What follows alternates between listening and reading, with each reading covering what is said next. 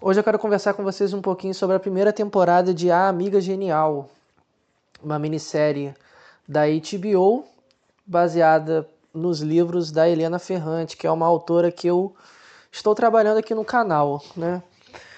Essa primeira temporada, por incrível que pareça, eu digo por incrível que pareça porque os dois primeiros episódios não me pegaram, né? Eu assisti os dois primeiros episódios, passou uma semana, duas, três. Aí eu voltei e assisti o resto, né? A história, logo no começo, não me chamou muita atenção, né? Eu vi as pessoas falando dessa série, que essa série era muito boa e tal. Beleza, então eu dei uma chance. E ainda bem que eu dei uma chance. Vamos lá, que essa primeira temporada tem vários pontos para a gente pensar junto e discutir, né? Antes de tudo, esse vídeo, obviamente, terá spoilers. Então, se você liga para spoiler, assiste a primeira série, depois você volta aqui. Se você não liga para spoiler e prefere assistir o vídeo para quando você for ver a série lembrar, nossa, caramba, o Daniel falou isso da cena tal, da personagem tal. Se isso compõe, digamos assim, a sua experiência e você não liga para spoilers, beleza, fique por sua conta e risco, né? A primeira temporada acompanha a história de duas garotas, né? A Lenu, o apelido dela Lenu, mas na verdade o nome dela é Helena Greco, que é na verdade a narradora dessa história. Por quê? Logo no primeiro episódio, descobrimos o seguinte, que a Lila, ela já velhinha, sumiu. Então, assim, a Lenu é amiga da Lila há mais de 40, 50 anos, e ela conversa com o filho da Lila e descobre que essa mulher sumiu, né? Que é a amiga dela de décadas sumiu. Então ela começa a contar essa história, né? Que história é essa? A história de duas meninas, a Helena, Lenu, e a Lila Cerulo, né? Rafaela Cerulo. É impossível uma pessoa assistir essa série e não pensar em várias questões envolvendo machismo, 2, o lugar da mulher ali naquela sociedade, 3, feminilidade, 4, questões envolvendo o que é ser mulher, 5, questões sociais e também o casamento. Então esses pontos assim estão gritantes aqui nessa série, né? Então vamos lá. A Helena, que é a narradora e possivelmente a protagonista, quando você assiste a série, ela vem de uma família que não é tão pobre, mas que também não é tão rica.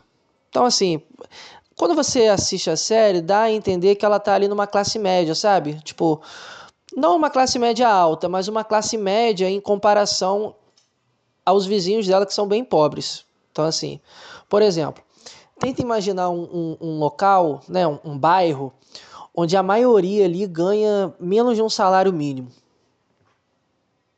A maioria ganha menos de um salário mínimo, trabalha ali em subempregos, uma galera muito pobre, famílias muito numerosas, tipo assim, o pai, a mãe, 4, 5, 6 filhos, né?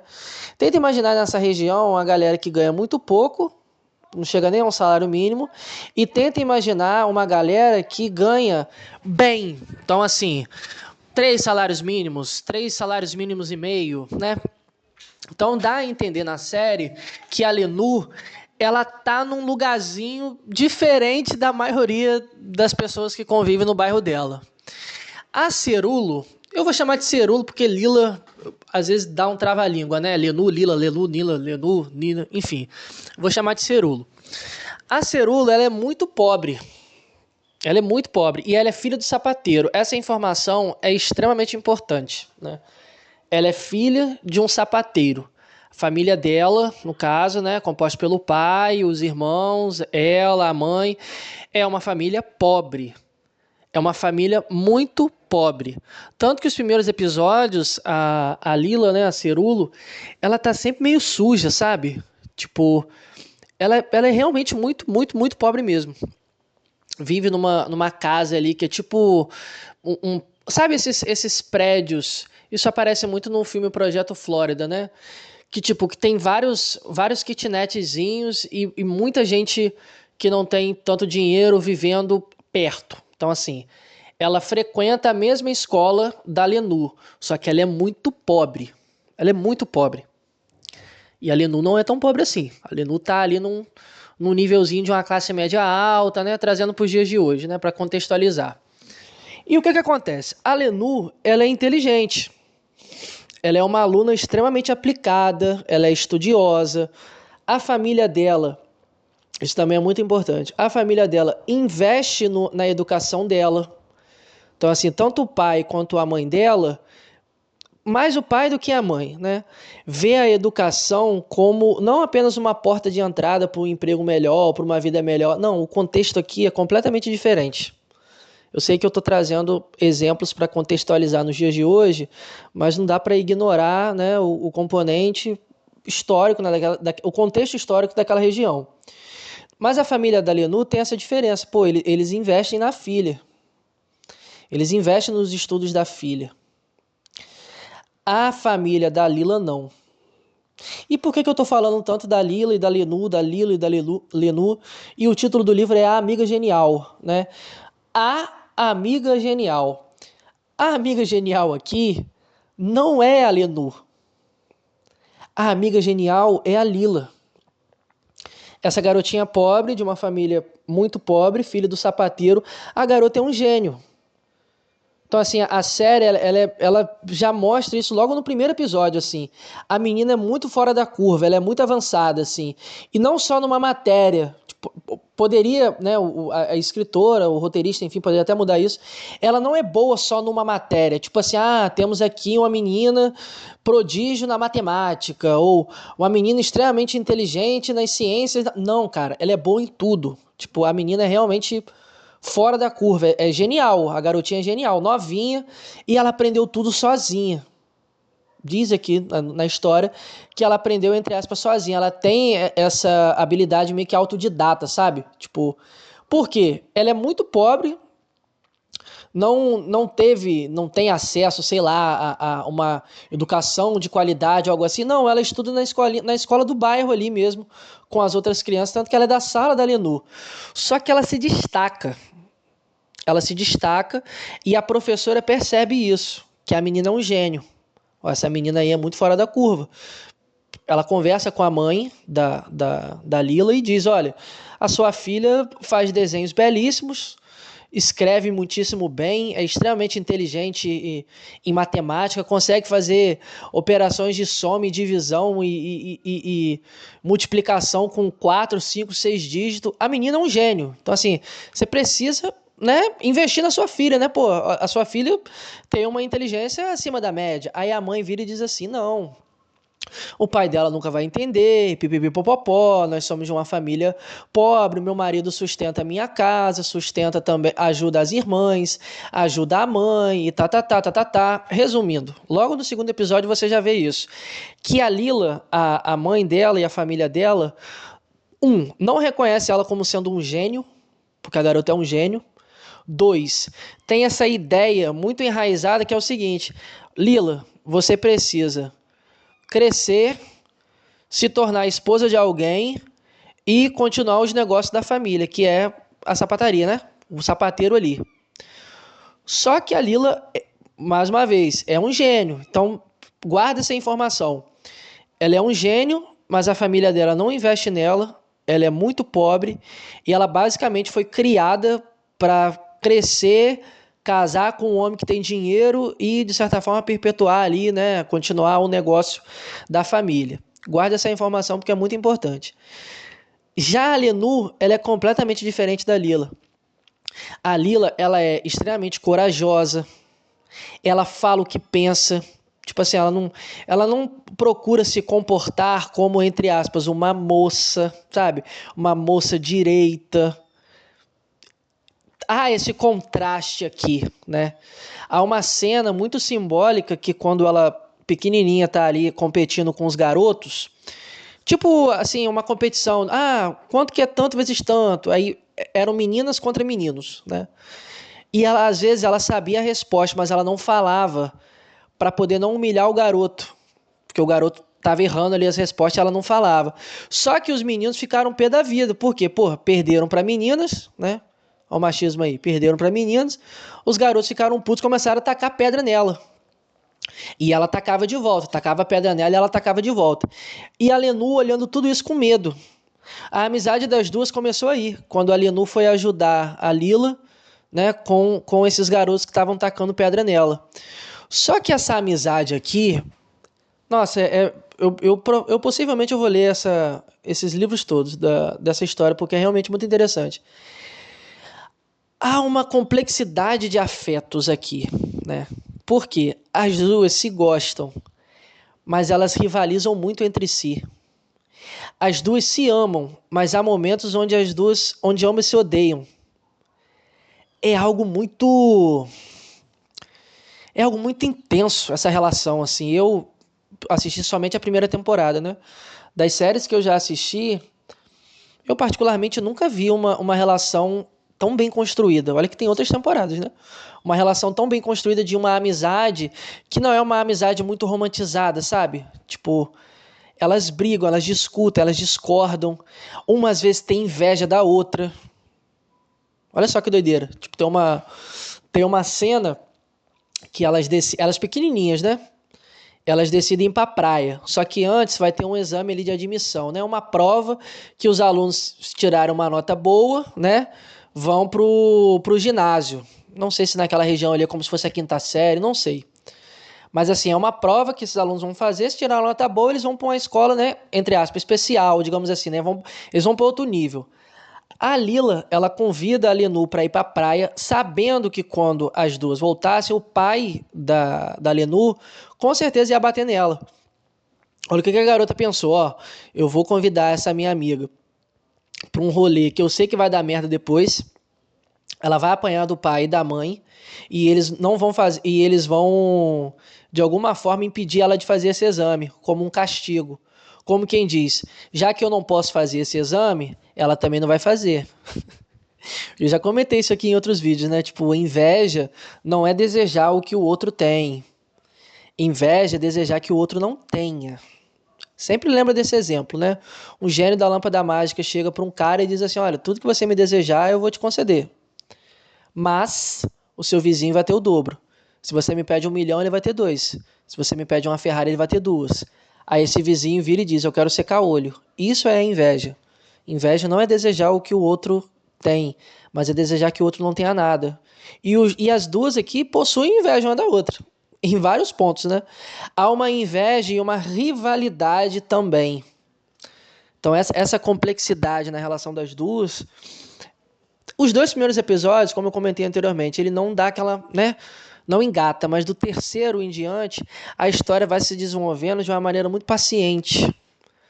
São personagens com várias camadas, mas que a autora aqui, palmas pro roteirista também da série, não tem pressa de mostrar. Isso aqui é muito importante. Eles não têm pressa de mostrar e de jogar logo pro espectador a relação das duas. Não, é algo muito sutil, às vezes muito... Sabe, tipo, momentos, por exemplo, tem uma cena que a Lenu, quando cresce, se interessa por um rapaz que é comunista. O cara é muito inteligente e tal, acha ela inteligente também, e ela se interessa por esse cara. Só que esse cara, quando conhece a Lila, nossa... Ele fica de 4, assim, ele fica bobo do o quanto inteligente ela é. Esse componente aqui da inteligência é algo muito interessante também de você guardar, assim, né? Quando você está assistindo a série. A inteligência aqui, e ela percebe isso. A Lenu, dentro daquele padrão ali, né? Porra, italiana e tal, né? Ela é loura de olhos azuis. Ela atrai mais a atenção dos meninos do que a Lila. Só que a Lila é extremamente inteligente. Então, assim, os caras que se interessam pela Lila, na maioria das vezes são caras muito inteligentes e são caras que a Lenu se interessa. Então, assim, tenta imaginar o contexto. A Lenu pode atrair o olhar de 100 homens, mas esses caras tudo pé rapado. Aí tem 2 caras que ela acha interessante, desses 100. Os caras que são inteligentes, cultos, né? Gostam de ler, ouvir música, teatro, caramba, 4. Justamente esses 2 ficam, né, vidrados na Lila. Por conta do quê? Da inteligência dela. A Lila, ela é extremamente inteligente e ela é bonita também. a atriz é extremamente bonita também, mas ela não se preocupa com. Não é que ela não se preocupa com a beleza, mas ela não se arruma nesse sentido, sabe? De tipo, nossa, eu sou uma mulher e tenho que andar de vestido e tal, meu cabelo tem que estar sempre bonito e arrumado, tem que estar sempre com maquiagem cheirosa, eu tenho que estar sempre cortejando ali os meninos e tal. Não, ela é completamente diferente dessas outras meninas. Completamente diferente, assim, a visão que a Lila tem do mundo é completamente diferente das meninas que convivem com ela, das meninas daquela região ali. Mas esse componente da inteligência é algo que também tem essa questão da inveja ali, né? Do tipo, ela é mais inteligente do que eu. E a Lenu sabe disso.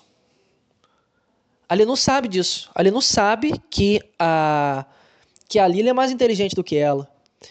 E ela fica para morrer quando alguém fica encantado pela Lila, não somente pela sua aparência, porque ela é muito bonita, mas pela sua inteligência. Então, assim, os dois garotos aqui, né, tanto esse comunista, que eu esqueci o nome, quanto o Nino, que é filho de um professor que abusa dela, vou comentar também sobre isso nesse vídeo, eles ficam encantados com a Lila, com a inteligência da Lila. E a Lenu sabe disso. Poxa, a minha amiga, ela é mais inteligente do que eu. E ambas valorizam demais o quê? O estudo. Não somente o estudo e o conhecimento.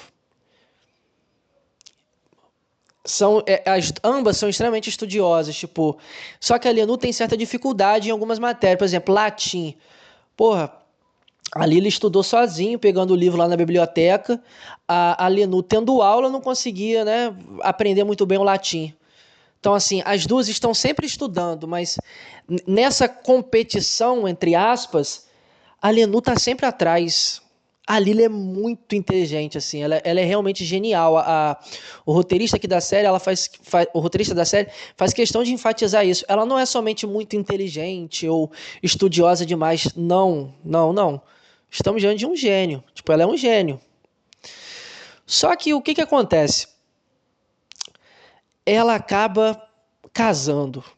E é exatamente esse ponto aqui que eu achei extremamente interessante da gente pensar em relação a essa primeira temporada, né? No caso dessas duas personagens, o casamento da Lila e a reação da Lenu no que diz respeito a esse casamento, a relação que a Lenu tem com os meninos e o abuso sexual que a Lenu sofreu. Alguns dos elementos mais conhecidos da literatura da Helena Ferrante também aparecem nessa primeira temporada. Por exemplo, as bonecas, né? Não sei se você já leu ou assistiu, ou os dois. Né? A Filha Perdida tem uma boneca, né? A garotinha, filha da Nina, se não me engano o nome da moça, né? Da personagem, perde uma boneca. Aqui na primeira temporada também temos uma cena com bonecas, né? Então, não seria um easter egg, né? Mas assim, aparece muito nos livros da Helena Ferrante, né? A figura da boneca. Aí vai da interpretação de cada um, né? Tem psicólogos, acredito eu, que nem sempre da psicanálise, né? Mas assim, veem a boneca muitas das vezes como uma extensão da garota, né? Da menina. Muitos psicólogos, por exemplo, gostam de observar e analisar as brincadeiras com a boneca. Porque às vezes a criança reproduz na brincadeira uma cena que ela presenciou na vida real, né? Às vezes um abuso, etc. Mas assim, como eu disse, né? Vai da interpretação de cada um. Ah, pode ser uma extensão da menina e tal. Mas eu pensei em outra coisa. Tipo, a boneca também é um brinquedo, digamos assim, que quando você vê uma menina brincando com a boneca, ela veste a boneca, né? A boneca às vezes pode ser amiga dela, mas às vezes essa garotinha gosta de cuidar da boneca igual a mãe cuida dela. Então assim, a boneca às vezes funciona quase que como uma espécie de não vou dizer protótipo, mas assim, desde pequenininha, a garotinha meio que é ensinada, entre aspas, a gostar de brincadeiras que envolvem cuidado, né? Comidinha, brincar com boneca, né? Algo que remete muito à maternidade, que eu comentei isso com vocês no vídeo sobre um amor incômodo, né? Do livro da Helena Ferrante. A menstruação aparece aqui também. Tem uma cena muito interessante que a Lenu menstrua pela primeira vez, ela fica horrorizada, né? E ela pergunta às garotas o que está acontecendo, se ela vai morrer. Aí a colega dela explica que isso acontece uma vez por mês, que sente cólica, mas depois passa, que é algo, né, que toda mulher tem, etc e tal. Aí tem uma parte que a Lila diz assim, a Lila não menstruou ainda, né? Nesse episódio. Ela diz assim, eu não menstruei porque eu não quero. Então, assim, mostra, né, a personagem como que ela é, né? Essa questão da menstruação aparece no Amor Incômodo e aqui também. Outro elemento que eu achei muito interessante é que tem uma personagem que ela é mãe de um, não sei se é mecânico ou borracheiro, que ele também é um dos interesses, entre aspas, da Lenur. E ela enlouquece quando o cara vai embora, quando esse professor vai embora, né? Que é o Sahatori. Sahatori, acho que o nome dele é esse, né? Mas ele é escritor também. Ele é o cara que abusa da Lenur. Vou chegar nessa parte também. Então, você vê isso no Dias de Abandono. Uma mulher que meio que enlouquece quando o marido vai embora de casa, né? Comentei isso com vocês no livro Laços também. Então, aqui nessa primeira temporada, tem vários elementos da Ferrante, né? Que ela costuma trabalhar nos livros dela. Essa questão envolvendo a sexualidade e o corpo me chamou muita atenção porque antes de assistir a série, eu vi uma galera comentando muito que as duas eram apaixonadas uma pela outra. Eu achei meio paia isso, assim, na primeira temporada eu não vi absolutamente nada que me fizesse ver isso, né? Tipo, que havia uma tensão sexual ali entre as duas, ou um desejo sexual entre as duas, ou um afeto mesmo, um sentimento, um amor ali, nada disso, assim. A impressão que eu tive foi o seguinte, que essa questão da inveja, né? Mas envolve também muito um ideal, porque a Lila é uma mulher, é uma menina pobre que está dentro de uma família onde praticamente desde que ela nasceu o ápice que ela poderia chegar, digamos assim, né, é nesse lugar de esposa e de mãe. Ela é extremamente inteligente, os pais não investem nela, tipo, na educação dela. A mãe, quando a professora conversa com a mãe, diz assim, olha, sua filha é um gênio, você precisa, né, investir nela. A mãe não investe. Então, assim, e a Lenu para de estudar. A Lila para de estudar para trabalhar. Então, olha o contraste, né? A Lenu, os pais investiram na educação dela, ela foi bem na prova e passou para o ginásio, numa escola legal.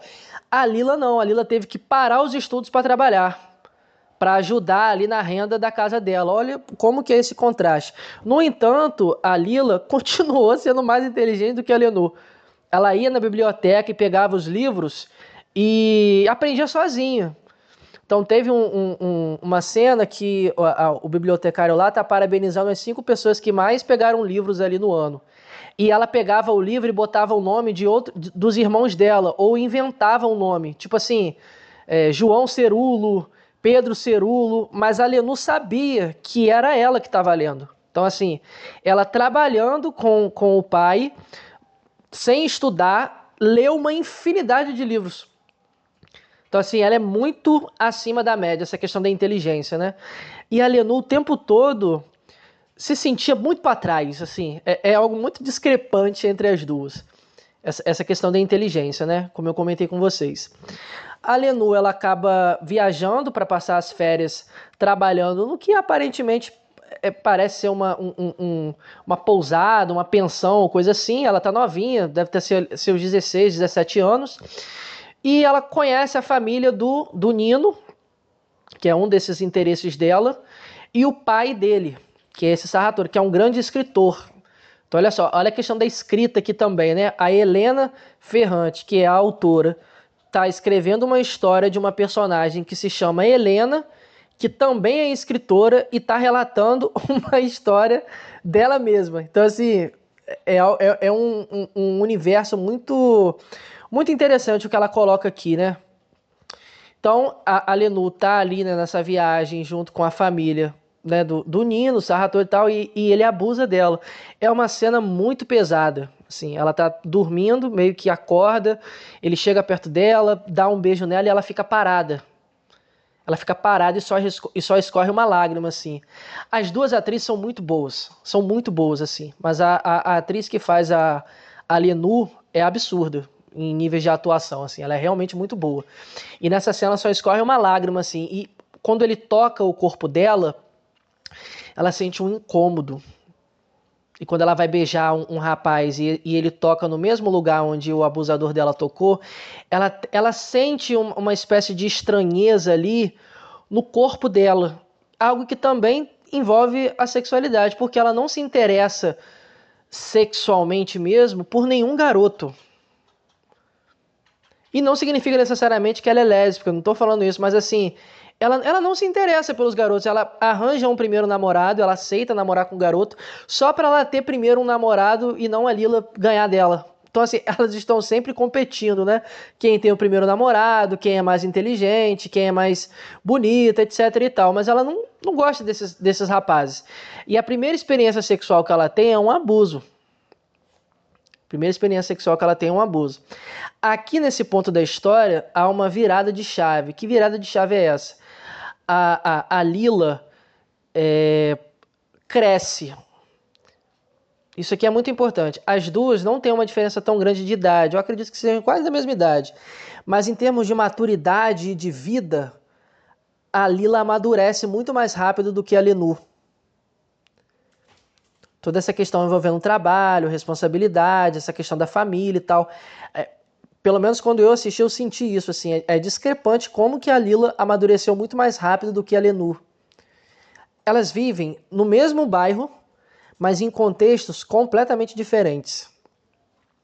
A Lila nunca se mostrou uma menina ali que estava também interessada pelos garotos, apesar dos garotos se interessarem por ela. Só que há um momento aqui que dois homens, né, dois garotos, se interessam por ela e pedem para casar com ela, mas puramente por interesse. São comerciantes, descobriram que a Lenur, que a Lila, né, desenha muitíssimo bem, ela projeta sapatos ali lindíssimos que ninguém nunca viu. Salto alto e o caramba quatro. Tipo assim, ela é muito inteligente. Então, esses dois rapazes veem nela a oportunidade de ganhar muito dinheiro. Então, assim, é um casamento, é um interesse muito mais financeiro do que pela pessoa que ela é. E ela tem consciência disso.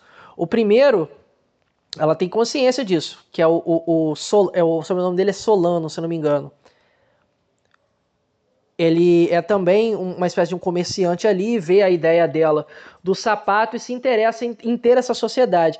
Tanto que o casamento aqui vem como essa questão, né, de unir as famílias, né? Mas ela seria a cabeça pensante da empresa, porque é ela que desenha e projeta ali os sapatos, né? Sapataria, Cerulo, não sei o que, não sei o que.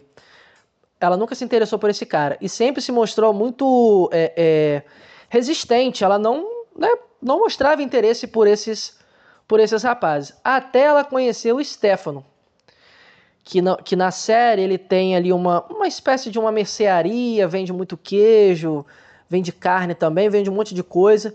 E ele é um comerciante nato, assim. Ele vê na Cerulo, né, na Lila, a possibilidade de abrir um negócio e ganhar muito dinheiro com isso. Então ele faz a mesma coisa que o outro cara faz, pede ela em casamento. A diferença é que ela aceita casar com esse segundo cara, né, com o Stefano. Essa cena do casamento é triste, por quê? Em dois sentidos. Quando ela vira para Lenu e diz assim, olha, nunca deixe de estudar. Promete para mim que você vai estudar sempre. Aí a Lenu diz assim, não, mas só falta 2 anos para eu terminar. Ela falou assim, não, você não entendeu. Estude sempre. Essa questão do conhecimento. Como quem diz, olha, a vida que eu tenho hoje, né? Estou aqui casando, vou me tornar mãe e tal, dentro dessa configuração, né? Bem patriarcal e machista do que esperam da mulher. Você tem a oportunidade de ser o que você quiser. Tipo, continue estudando, seja uma escritora. Tipo assim, as duas, desde pequenininha, pegaram um livro e leram mais de 50 vezes. E a Cerulo, né, a Lila, ela escrevia desde muito novinha, escrevia livros, assim, desde muito nova. Essa questão da escrita também está muito presente aqui, né? Tanto a Lila quanto a Lenu são escritoras. Só que a Lila é que é a verdadeira amiga, é a que é a verdadeira gênio, né? Toda vez que a Lenu escreve alguma coisa e envia para ela lê, faz ali algumas anotações, tira algumas coisas, apaga outras, reescreve outras. Ela trabalha meio que como uma editora da Lenu. Mas não uma editora, porque a cabeça pensante ali realmente é a Lila. Ela é a gênio. Ela é o gênio, né? A gênia, enfim. E essa cena do casamento tem algo muito triste, porque ela fala assim, olha, eu não quero que você convide o cara que pediu ela em casamento primeiro, porque ele era um imbecil com ela, né? E o cara aparece no casamento usando um sapato, o mesmo sapato que ela projetou. Então, como quem diz, olha, o meu noivo, no caso agora, o meu marido, vendeu um sapato meu para esse cara. É um simbolismo muito forte ali, do tipo, olha, esse casamento aqui que você acha que pode ser por amor, não é por amor, tipo, é meramente um interesse comercial. Tipo, esses dois homens aqui, que a Lila tem contato, o único interesse que esses caras tinham nela não é pela pessoa que ela é, mas em relação a um negócio. A um negócio, tipo, ela ali como alguém que desenha sapatos que ninguém nunca viu, numa região muito pobre.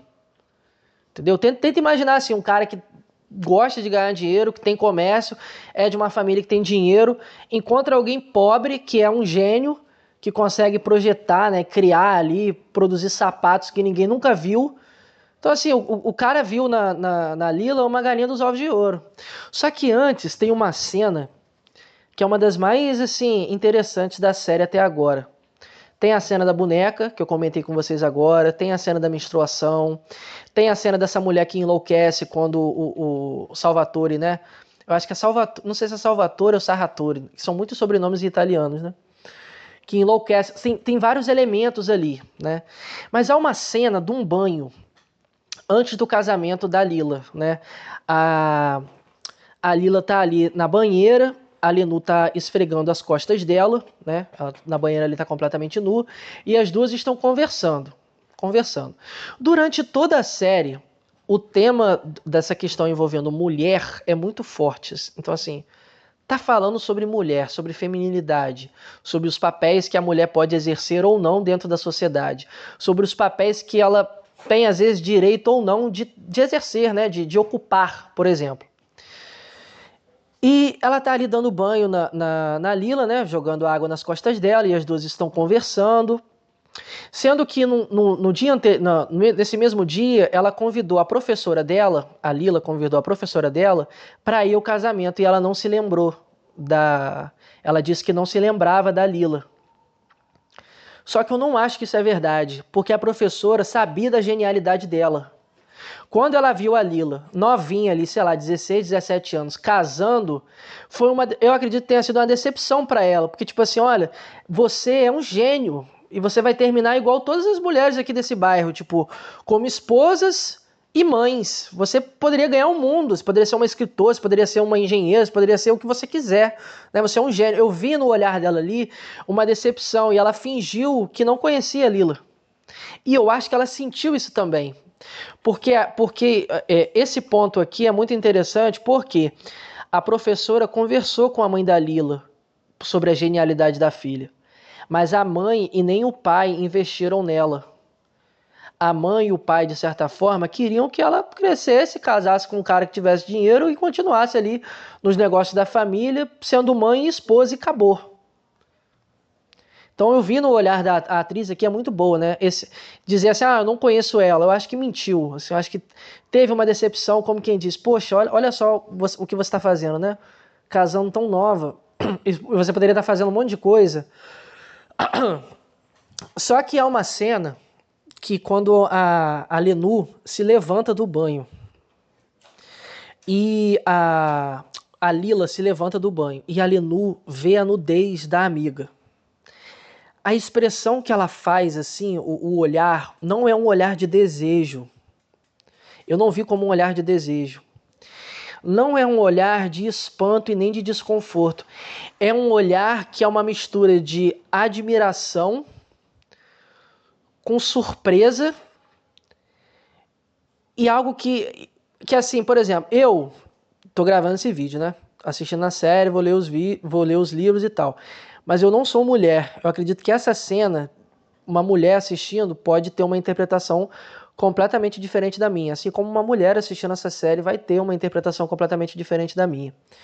E a Lila se levanta e ela tá assim, completamente nua, mas ela não tá desconfortável com a nudez dela. A atriz não faz uma expressão de desconforto e nem de vergonha.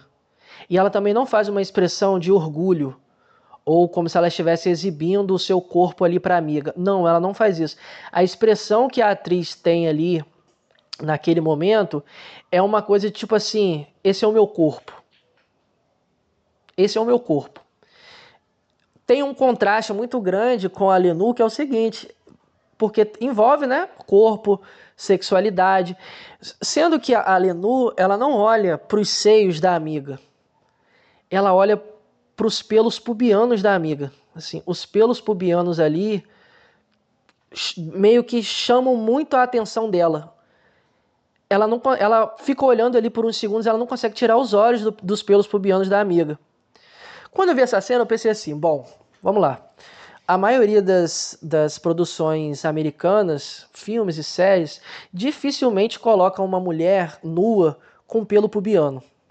Então, assim, acho que teve uma série chamada Vinil, que a Olivia Wilde usou uma penugem, colaram, né, uma penugem ali na região íntima dela.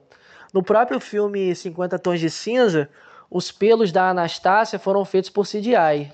Então, assim, muitas séries e filmes americanos não costumam mostrar as mulheres ali nuas com pelos pubianos, mas isso é muito comum em filmes europeus, filmes italianos, filmes franceses, espanhóis. Então, assim, você que assiste muito filme, muita série, não é algo que te choca. Você vê uma produção que não é americana, mostrando uma mulher com pelos pubianos. Aí eu pensei nisso, falei assim, cara, mas eu acho que não é isso.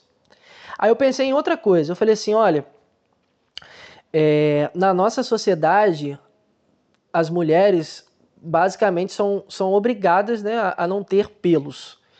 Então, assim, depilação, né, a própria imagem do pelo como algo nojento, essa associação de pelo com higiene, né, envolve também muitas questões relacionadas, por exemplo, ao machismo, né? Coisas que pode ter no corpo do homem, mas não pode ter no corpo de uma mulher.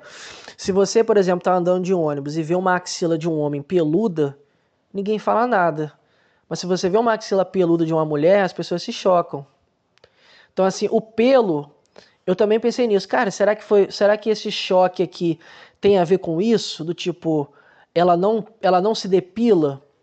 Ela não se submete, por exemplo, a essa exigência social para a mulher se raspar? Eu pensei nessa interpretação, eu falei assim, não, eu acho que não. Aí eu lembrei de uma série, Girls, também da HBO. Se você já assistiu Sex and the City, essa série parece muito com Sex and the City, só que eu acho melhor, né, em vários pontos, mas não é esse o caso não é esse o ponto do vídeo. E a Lena Dunham, que é a protagonista, a roteirista, a diretora da série, a mulher é tudo, assim, absurda. Ela sempre aparecia nas cenas de sexo com muito pelo pubiano, e isso chocava a audiência. E tinha uma frase, né, dela do tipo assim, olha, mulheres adultas têm pelos. Essa frase me pegou, mulheres adultas têm pelos. Por quê? Remete muito a essa ideia da nossa sociedade do tipo que a mulher não pode ter pelo para ser igual uma Barbiezinha, uma bonequinha ali e tal, mas também o oposto, é exatamente essa frase da Lena, do tipo, olha, o pelo marca o seguinte, que essa garota aqui não é uma menina, não é uma criança, mas uma mulher. Essa cena, se você assiste essa cena, pode ter outra interpretação, né? Completamente diferente da minha. Mas me remeteu isso, tipo, ela ficou surpresa com o corpo da amiga, sabe? Tipo, talvez tenha sido a primeira vez que ela viu um corpo de uma mulher nua na frente dela. E ela teve um espanto, mas também não uma admiração, mas assim, sabe? Do tipo, caramba, o corpo de uma mulher. É o corpo de uma mulher.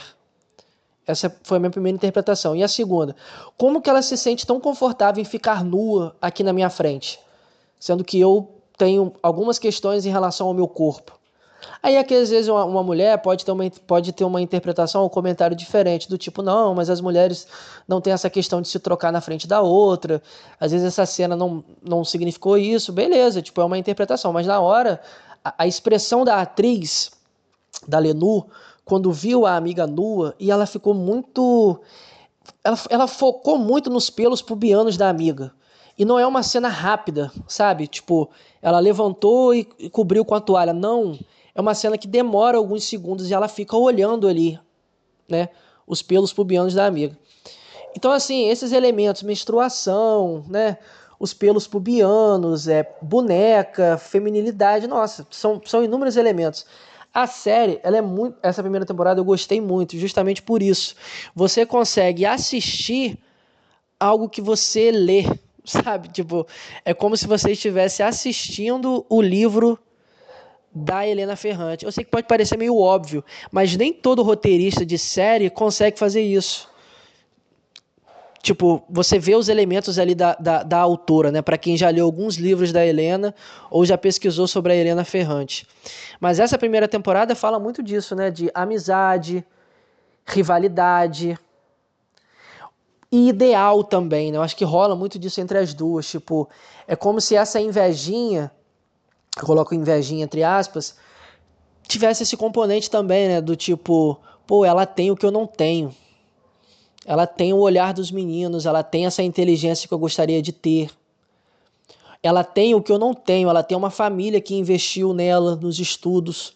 Ela não foi basicamente obrigada a casar com um cara só para expandir os negócios da família. Então, assim, essa inveja aqui fala também muito de um lugar, né? Um lugar que cada uma ocupa ali dentro dessa sociedade. São duas meninas com a mesma faixa etária, morando no mesmo bairro, mas em situações completamente diferentes, em contextos completamente diferentes. E o final da primeira temporada ele é triste. A cena do casamento marca isso, né? Do tipo, poxa, uma amiga, a minha amiga genial casou nova para expandir o negócio da família dela, parou de estudar para continuar trabalhando. Tipo, é como se a vida dela, nesse tempo todo, ela não tivesse controle. Tipo assim, a Lila, no caso, né? Ela é vítima e refém de todo esse machismo, né? Toda essa questão envolvendo ali negócio da família, patriarcado, lugar que a mulher tem que ocupar, o destino. Acho que é uma série, essa primeira temporada fala muito de destino, sabe? Tipo, o destino de algumas mulheres. O destino das duas aqui é completamente diferente uma da outra. Mas assim, eu gostei muito dessa primeira temporada, não sei como que é a segunda, não tô pesquisando nada de spoilers, mas são muitos elementos, né, tipo, envolvendo feminilidade, né, sobre o que é ser mulher, a relação entre duas amigas, essa questão da rivalidade também. Nossa, vale muito a pena, assim. Não é, como eu disse anteriormente, né, não é uma minissérie que os 2, 3 primeiros episódios vai te deixar vidrado, assim, mas é muito boa, é muito boa. Dificilmente a HBO faz algo ruim, né? Até o nosso próximo vídeo que eu vou comentar sobre a segunda temporada.